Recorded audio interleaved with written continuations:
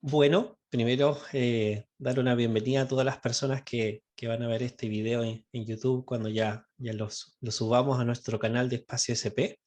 Como ya han visto en algunos videos anteriores, ya que han conocido nuestro canal, hemos ido haciendo algunas entrevistas con distintos profesionales, personas que trabajan en el enfoque centrado en la persona para conocer un poquito más, profundizar un poquito más sobre algunas ideas básicas, sobre algunos desarrollos y también sobre cómo algunos profesionales están trabajando del enfoque centrado en la persona en algunos espacios específicos. Así es que hoy día vamos a hablar un poquito de cómo es trabajar con el enfoque centrado en la persona desde la psiquiatría o en contextos de psiquiatría, y justamente para aquello tenemos allí eh, la distancia física se puede mermar con la distancia virtual, y desde allá de Argentina hoy día tenemos un gran invitado, Martín Paiva, que justamente es médico psiquiatra allá y que se ha formado en el enfoque. Así es que esperamos que sea una grata conversación. Bienvenido, gracias por la disponibilidad de conversar con nosotros, de contarnos tu experiencia. Y bueno, primero saludarte y segundo también pedirte que nos cuentes un poquito de ti eh, profesionalmente y cómo llegaste al enfoque o qué fue lo que te gustó del enfoque centrado en la persona. Bueno, Alejandro, che, gracias por la invitación. La verdad que contento de estar acá y compartir un rato, charlar, compartir experiencias. Y bueno, la verdad que acá yo trabajo como médico psiquiatra en el ámbito de la salud pública, en Neuquén, en la Patagonia Argentina. Estoy en un hospital de alta complejidad en el área de internación, además. O sea, en un contexto de esto, una internación de agudos en salud mental. Ok, Así que también eso es como una particularidad dentro sí, de cómo aplicar el enfoque en un contexto, bueno, donde los cuadros son muy agudos, el padecimiento es como muy, es el momento como más crítico del padecimiento ujú. muchas veces de una persona, ¿no? Claro, es seguramente es como la instancia de más gravedad, podríamos decir, o de mayor complejidad, entendiendo esta lógica de salud pública, ¿cierto? Que te va por niveles, ¿no? Exacto. Sí, y lo que tú decías, como muchas veces incluso estas miradas humanistas o el enfoque central de la persona se piensan que quizás no tienen tanto que aportar en esos espacios, y eso lo hace también interesante esta conversación. Así que allí trabajando con personas que están como en fases agudas, que están internadas, digamos, 24 horas en la unidad de salud mental. ¿Ok? Ok.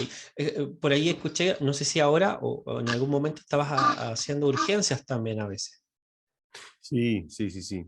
Digamos, trabajo en la parte como de internación, viendo usuarios y usuarias que están internados ahí, pero también sí, hago guardias de urgencias de salud mental. Acá en Argentina son interdisciplinarias, creo que en Chile también, ¿no? Con trabajo social y psicología, no sé si sucede igual. No, en realidad en Chile en el tema de urgencia, por lo menos lo que yo conozco en el sur, las ciudades del Mm. sur, las urgencias son como genéricas, es decir, hay médicos o generales o urgenciólogos, pero que Ajá. no hay como psiquiatras o especialistas en ninguna área en particular. Y me parece que cuando hay una persona que queda en observación en la urgencia, ahí el médico de urgencia solicita algo que llaman psiquiatría de enlace, que es como, Ah, y como que al otro día en la mañana el psiquiatra pasa por la urgencia, digamos, evaluando a las personas que llegaron en la noche a la urgencia. Así es lo que yo conozco de la red que está más cercana por acá, en el sur de Chile. Desconozco si en ciudades más grandes como Concepción, Santiago, hay hospitales que funcionen en otro formato, y desconozco si hay como urgencia psiquiátrica propiamente tal, con psiquiatras en la urgencia haciendo turnos. Desconozco ese detalle, pero me parece que en Santiago sí, sí lo hay, pero conozco menos. claro, acá pasa algo similar. En el interior de la provincia, estoy en la capital de la provincia y bueno, como digo, es el hospital cabecera de la provincia, entonces Ok, eh, es más sí, completo ahí. tiene como un poquito más de complejidad. Perfecto, ok, ok. Y cuéntanos un poquito cómo te interesó el enfoque, porque en el fondo no sé si pasa allá también que cuando las personas se forman en psiquiatría, son médicos generales, ¿cierto? Que después se especializan en psiquiatría.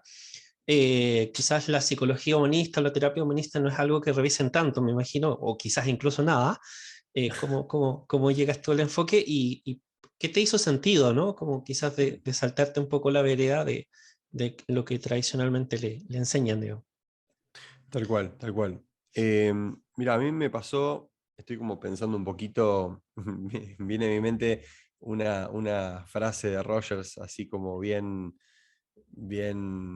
fuerte, muy conocida, que tiene que ver con esto de mi experiencia es mi máxima autoridad, ¿no?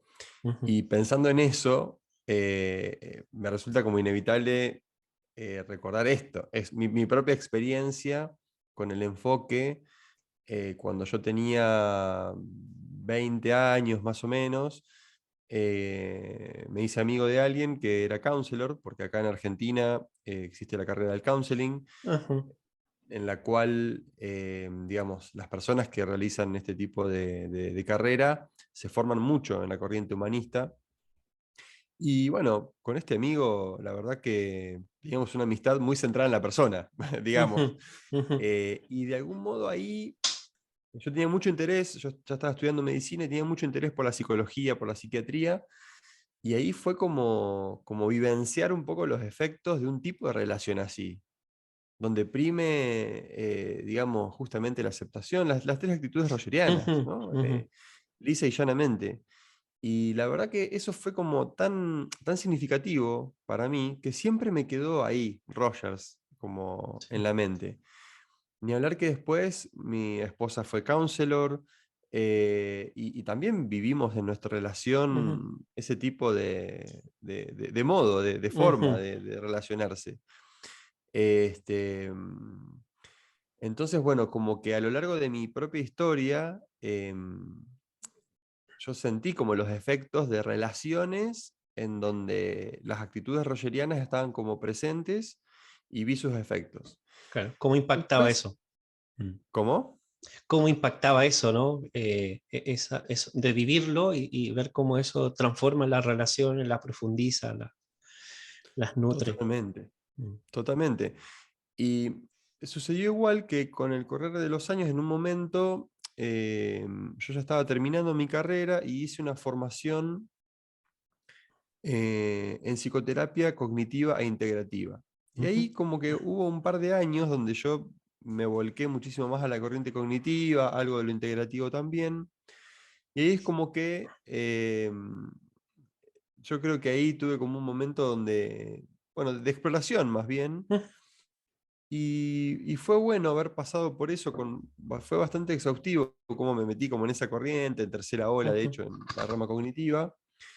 Y de golpe, luego de una rotación en la residencia ya en psiquiatría, en tercer año tuve la oportunidad de rotar por Inglaterra, en la Universidad de Nottingham, donde ujú, se trabaja actualmente desde el enfoque centrado en la persona y se profundiza, hay una maestría allá ujú. en enfoque centrado en la Sí, persona. Y ahí comenzó como un retorno, digamos, otra vez a Rogers, por así decirlo, y ahí ya me volqué de lleno, me volqué de lleno en la corriente humanista. cuéntanos un poquito cómo de esa experiencia personal que aplicado como a tu vida, de a poco has ido como implementándolo a tu contexto laboral, digamos, que además tiene esta característica que hablamos hace un rato.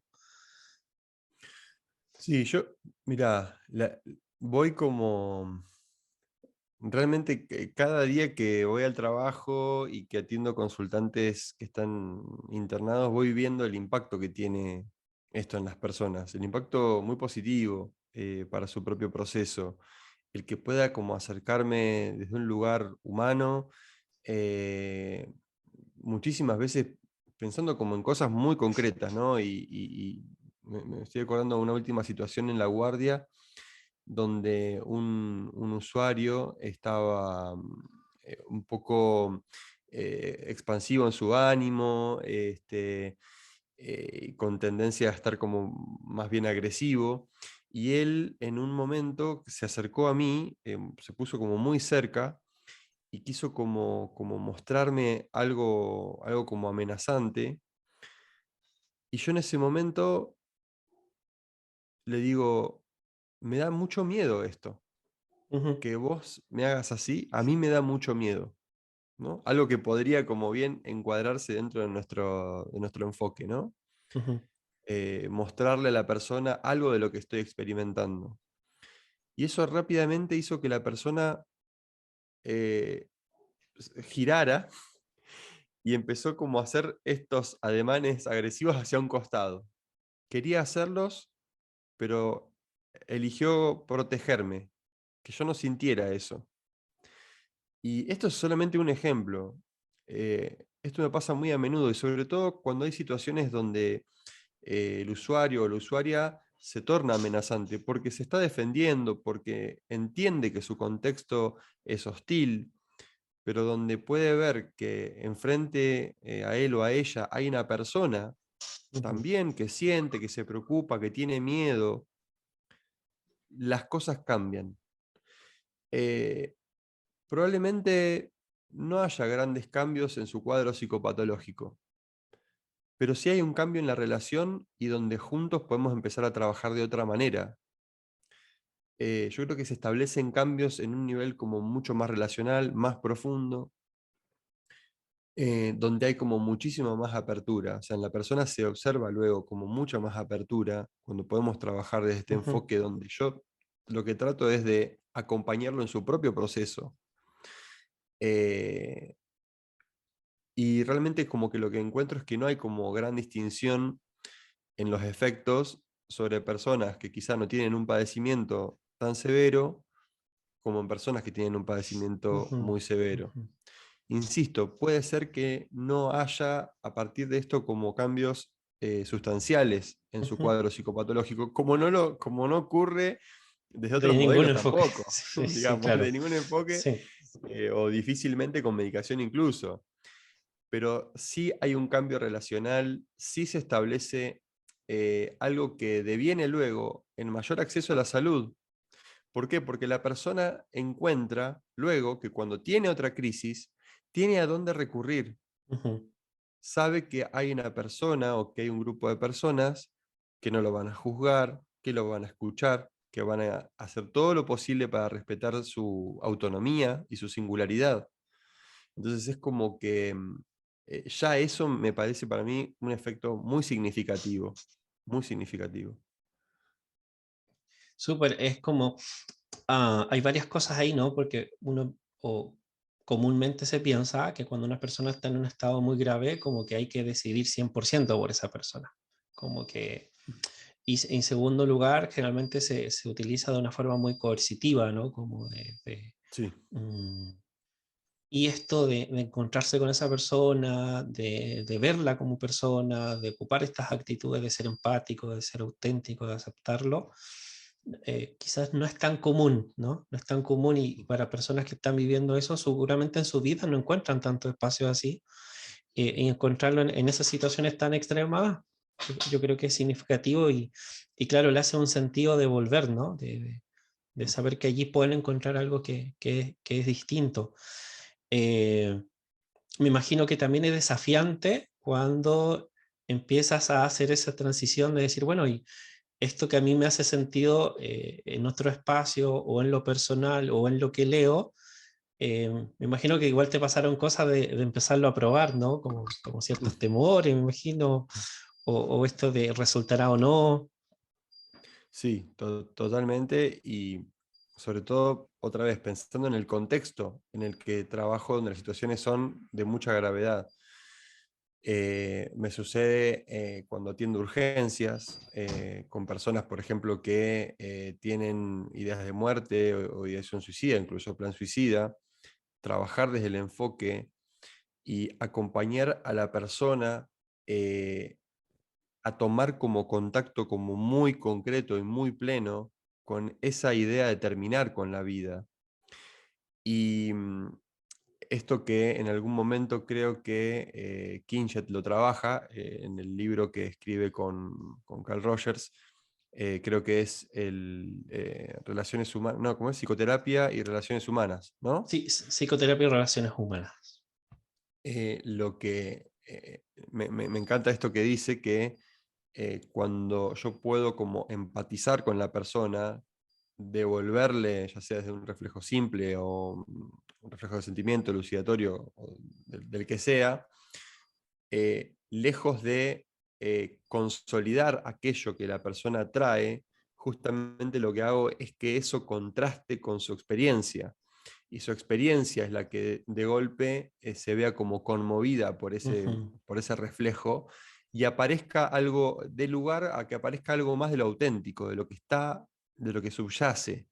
Es decir, cuando muchas veces hay personas que lo que expresan son ideas de muerte, plan suicida, y puedo como entrar en ese lugar de lleno, sin intentar minimizar, sin intentar ofrecer, bueno, pero en realidad claro. podrías ver que tu familia te quiere, ¿no? Mm, Digamos, lejos de ir por ahí y justamente trabajando desde este enfoque, entrar de lleno en ese afán o en ese deseo de terminar con la vida, lo que encuentro paradójicamente en muchísimas situaciones es que la persona logra tomar contacto con algo de lo vital que está ahí, que está presente y que lo que quiere es no sufrir más, ujú. ¿no? Sí. Quiere una vida digna, hay una vida digna que anhela y que por eso ya quiere terminar con su vida. eh, pero otra vez, es como contactar con la totalidad de la experiencia, es quiero terminar con mi vida porque yo quisiera una vida digna, Ujú, ¿no? Por supuesto que esto es un ejemplo en el aire, no digo que a todas las personas les suceda como un modelo esto, claro. ¿no? Pero desde el momento que están ahí en ese lugar, muchas veces con lo que puedo resonar es que, estás acá porque realmente no querés más este tipo de vida que estás Ujú, teniendo y crees que hay algo de una vida auténtica y plena y digna que podés tener. ¿Sí? ujú. Vuelvo a decir, no como un modelo para todas las Sí. personas, les digo esto, pero es como la sensación muchísimas veces que voy teniendo con las personas que traen este tipo de dolencia.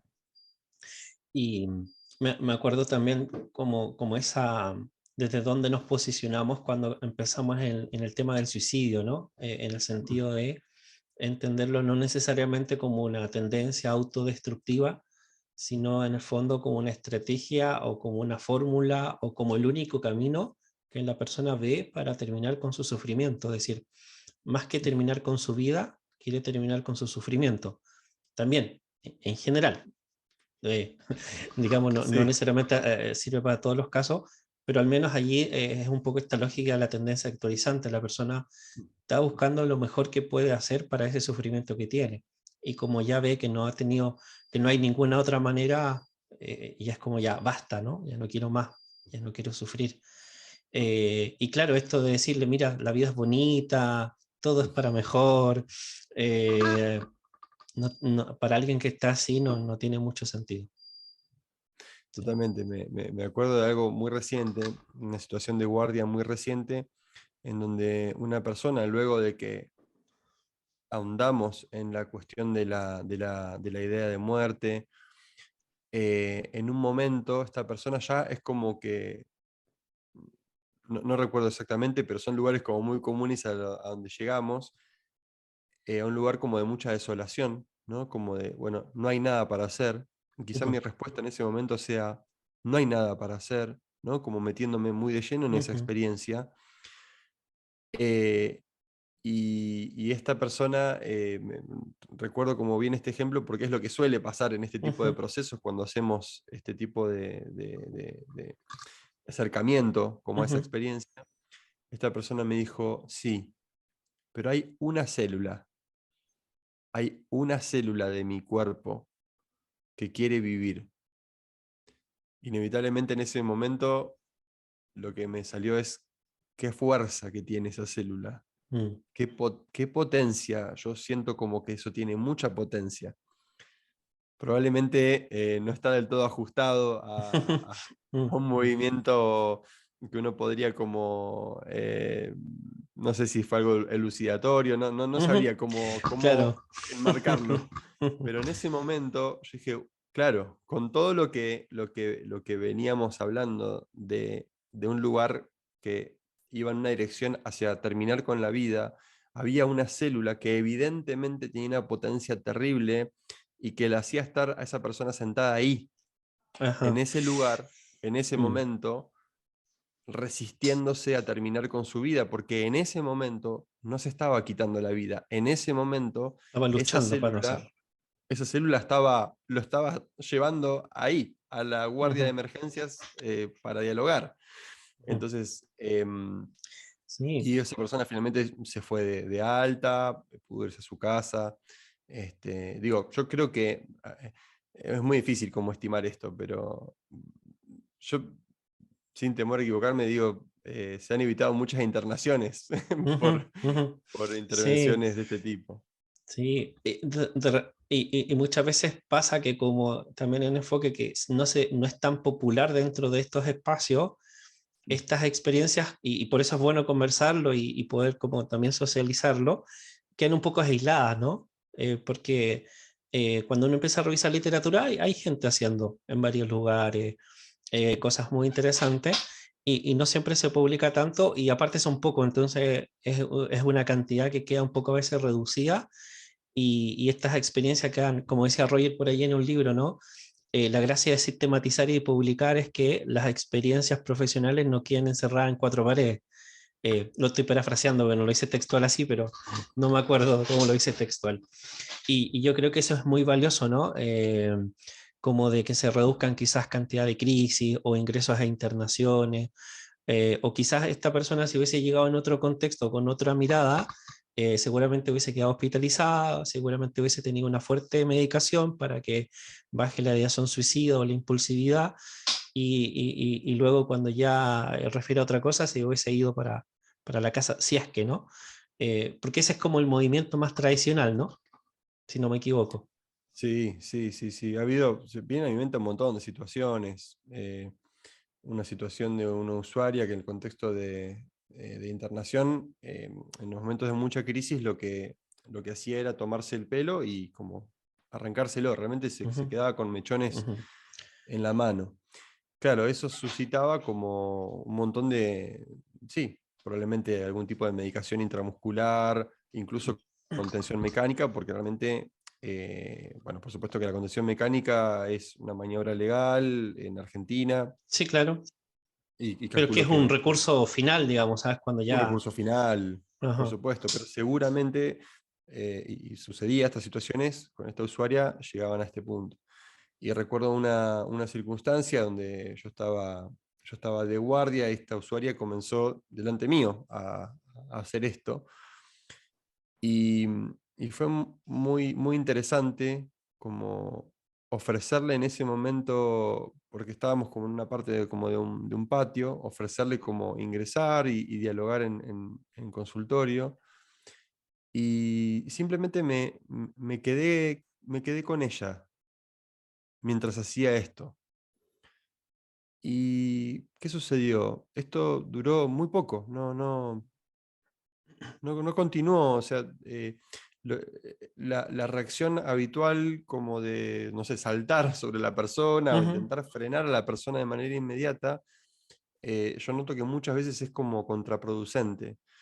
Eh, en esta circunstancia al menos fue bueno como poder estar presente.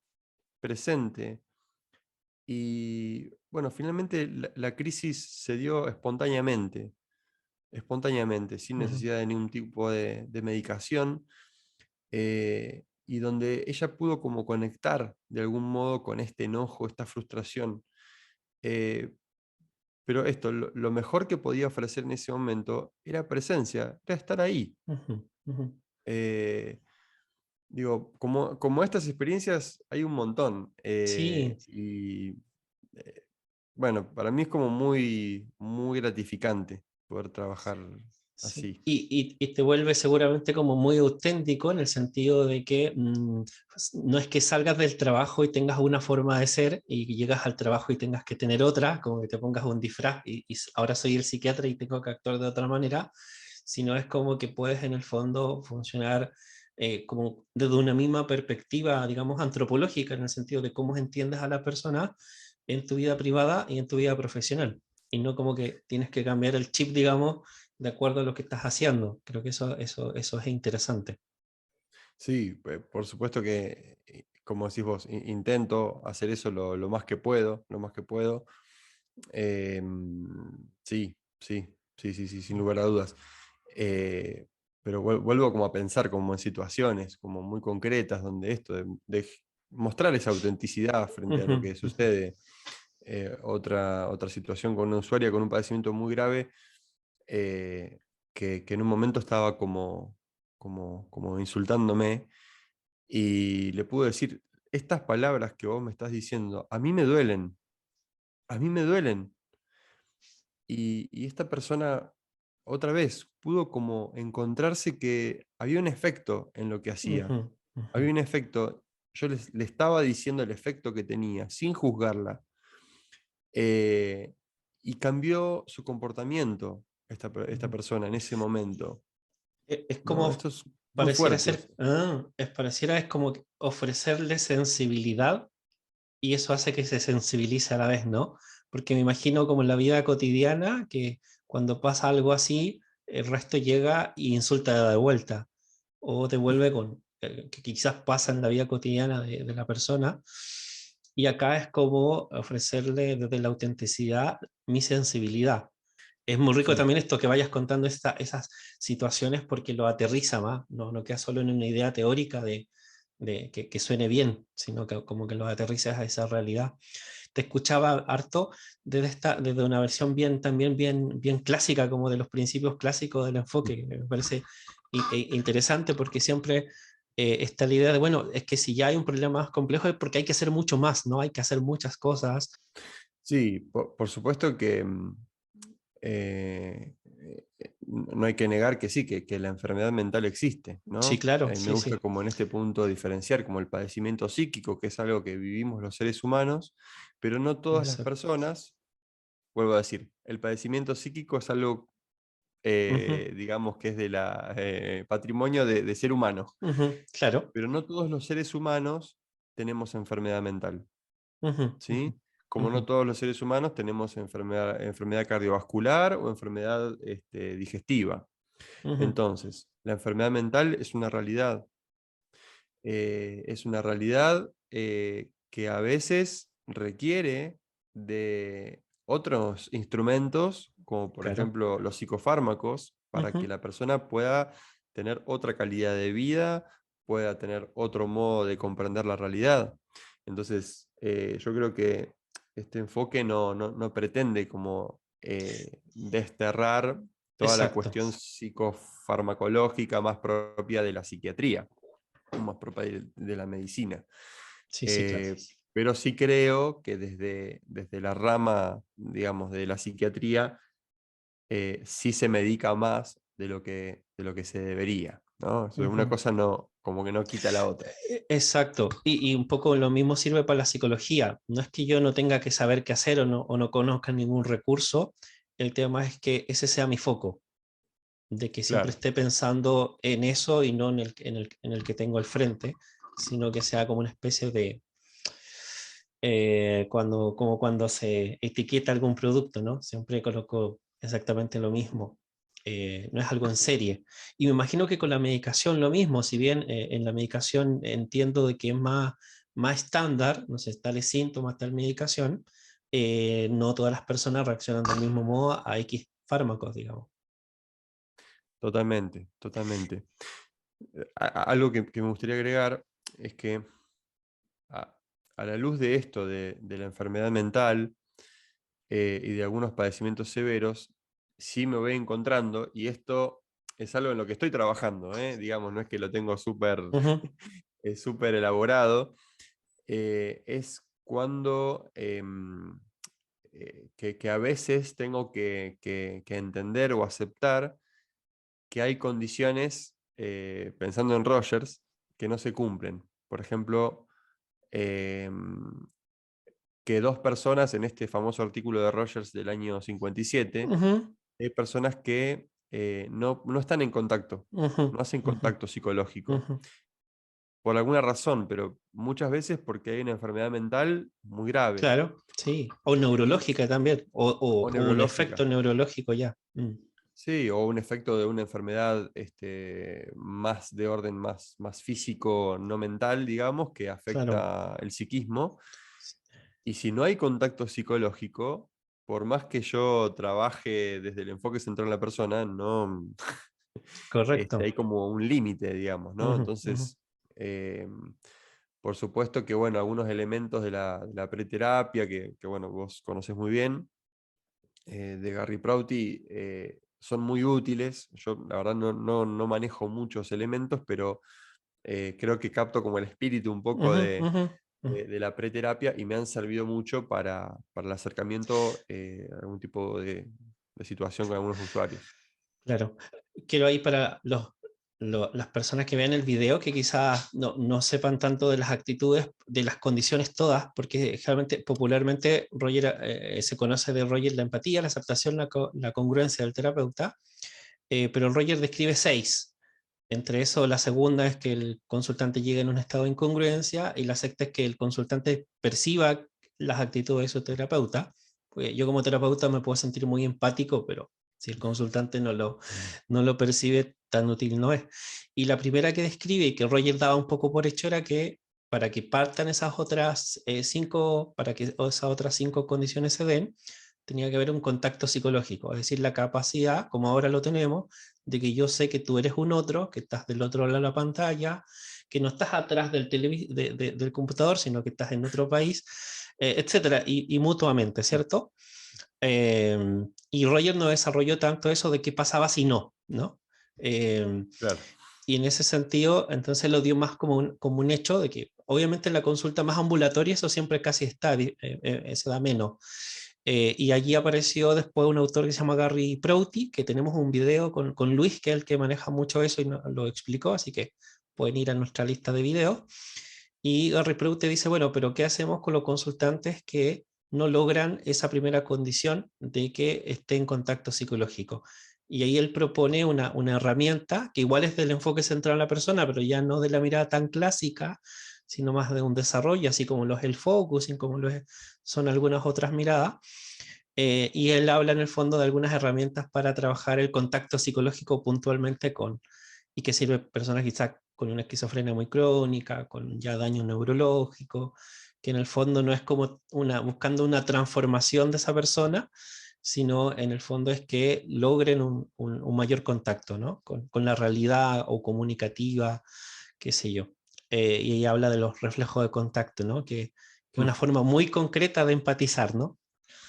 Y si bien no has profundizado tanto en la preterapia, sí parece que también de lo intuitivo y de lo que ya igual conoces has podido implementarlo y parece que efectivamente logras como un cierto contacto por lo que decía. ¿Te ha Sí. tocado como alguna situación así, como de trabajar solo el tema del contacto psicológico? Sí, no sé si de forma tan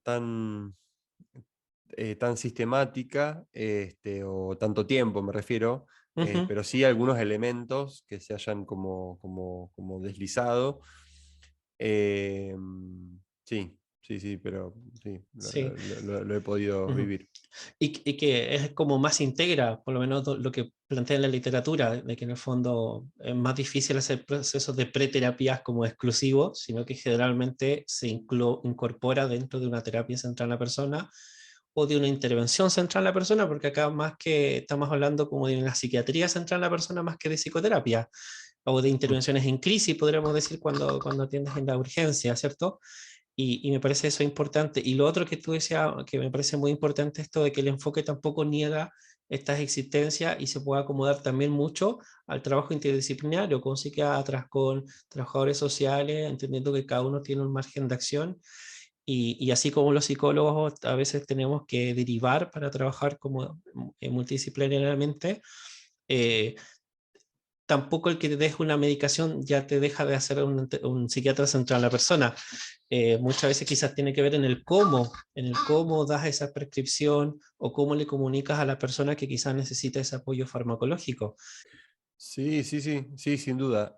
Antes creo que me generaba un poco más de conflicto la situación de ser psiquiatra, dar medicación, pero con el paso del tiempo como que lo fui integrando de una manera como, sí, sí, de una manera como más natural, pensando sobre todo en esto, que hay personas que requieren una medicación y que, bueno, en mi rol, parte de mi trabajo es indicar esta Ujú. medicación y dialogar de una manera, digamos, donde la persona también participa de su tratamiento, donde también puede opinar acerca de la medicación, puede hacer preguntas, puede tener preferencias. Entonces es un diseño compartido del tratamiento, Mm, ok, donde otra bueno. vez lo que se trabaja es una lógica de poder lo más horizontal posible.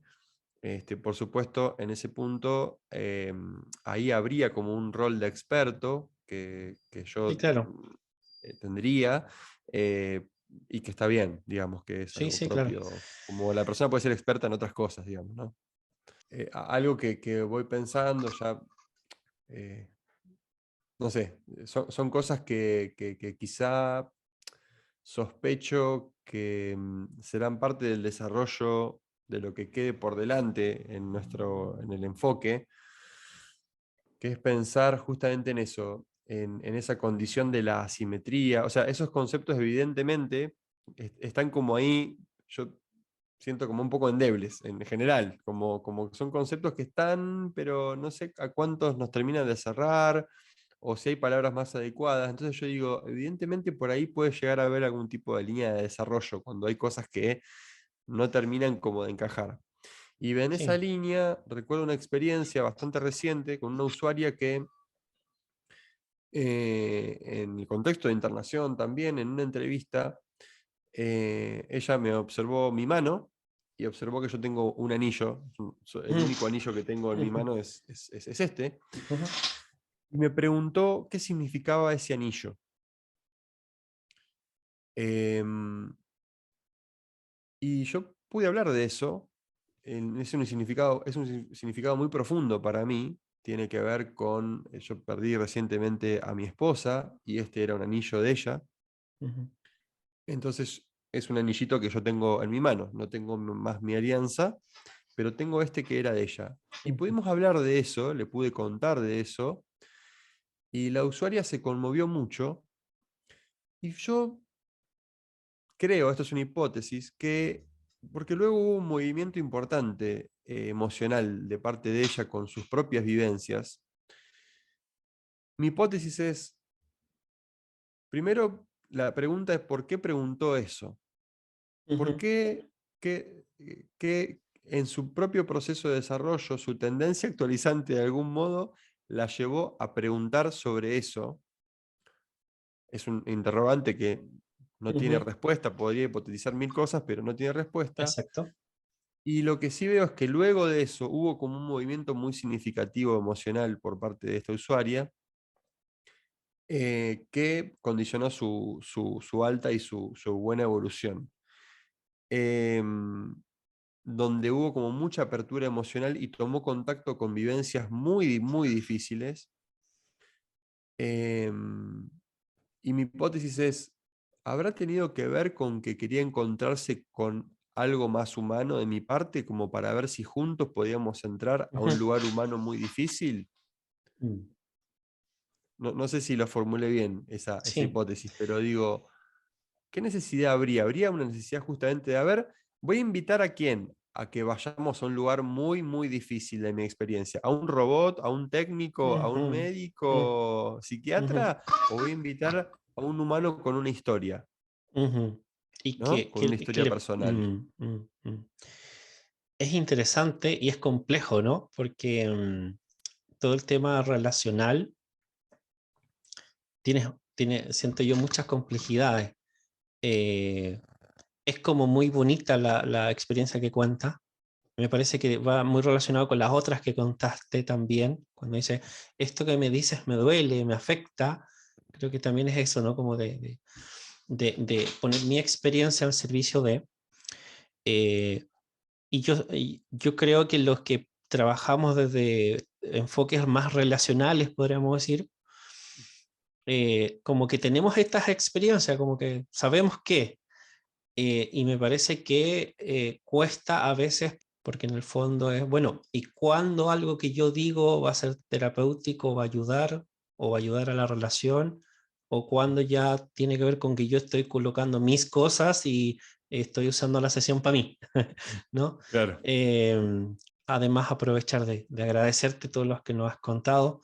Han sido experiencias muy interesantes, me gustó eso, como que lo vayas, lo que nos cuentes lo vayas asociando a experiencias reales que tú tienes en el cotidiano, y que a partir de allí vas ya contando cómo, como esta mirada también teórica, como articulando de teoría y práctica, ¿no? De cómo lo ejecuta, cómo lo haces, y creo que has dejado dos importantes ideas, me parece, ¿no? Que puedo ser un profesional de distintas áreas y puedo integrar el enfoque central en la persona, que en el caso soy psiquiatra y mantengo ese rol, pero puedo hacer una psiquiatría con matices distintos a lo que quizás hacía antes, que incorpora el enfoque central en la persona, y sigue siendo un psiquiatra efectivo, es decir, sigo funcionando, y que el enfoque central de la persona parece que puede ser útil en estos espacios más psiquiátricos, más complejos, y que puede ser un aporte y dar una mirada interesante, ¿no? Así que con eso me quedo yo. No sé si quieres comentar algo, con qué te quedas tú. Alguito más déjame comentar, em, porque me parece pertinente.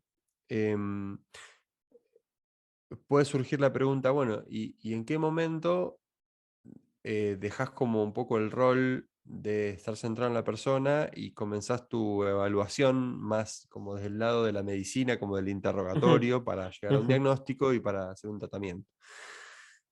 Muchísimas veces, a partir de las actitudes dentro del enfoque, en paralelo, mientras puedo tener una actitud centrada en la persona, ya en esa misma operación, ya puedo recuperar datos para mi evaluación, ujú, muchísimo más finos que si estuviera en un rol de evaluador, interrogador, haciendo preguntas, eh, por esta vía que no tiene tanto que ver ujú, con hacer preguntas, sino con ujú, acercarme a la experiencia. Recabo muchísima más cantidad de datos, pensando ya para la parte técnica, que si ujú. estuviera en un rol de evaluador. Entonces, finalmente, el enfoque central de la persona termina como brindándome muchísimo más elementos para la parte técnica, y no por eso tengo que dividirla como en dos mundos. Bueno, hago el enfoque central de la persona y después me pongo en una parte técnica a preguntar sobre, ¿estás escuchando voces? ¿Cuánto dormiste? ¿No? Si bien son preguntas que se hacen desde lo Sí. técnico, no tengo que recurrir tanto a eso, porque ya el acercamiento a la persona desde este enfoque ya me brinda cantidad de datos con muchísimo más precisión que si tuviera, intentara recabar desde el modo tradicional de pregunta. Sí, muy genial lo que acabas de explicar y muy importante. Me parece que fue una acotación notable que creo que era necesaria, porque muchos se preguntarán, ¿no? O incluso personas que vean este video y estudian psicología, por ejemplo, que trabajan en los CAPS de las universidades, o les toca llegar a una institución y dicen, pero me entregan un formulario donde tengo que yo describir el examen mental, la anamnesis, cómo lo hago acá, ¿no?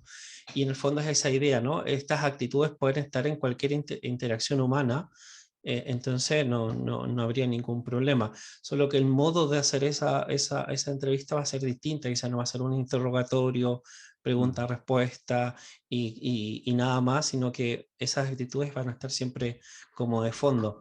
Y quizás ahí es un poco, a veces surge ese mito de la no directividad, como ser no directivo es hacer como que fuera a hacer nada. Entonces cualquier Claro. pregunta ya estoy diciendo, no, incluso el mismo Roger y King dicen en algún momento en los años 60, la directividad no es una idea central dentro del enfoque central de la persona. Lo fue en su comienzo, pero no es tan central hoy día. De hecho, ellos dicen, nos sorprende que todavía sea un concepto tan central para muchos autores. Mirá, mirá. No, yo lo que Sí. sigo como diciendo, sigo encontrando como que muchas veces una actitud corporal, saber utilizar no con una cosa como muy técnica, pero sí habilitar el silencio, muchísimas veces hace que la persona, doy lugar para que la persona haga sus propios procesos y, y despliegue, digamos, todo lo que tiene para decir, para comunicar. En muchísimas situaciones donde me han dicho, no, esta persona no habla, no quiere decir nada.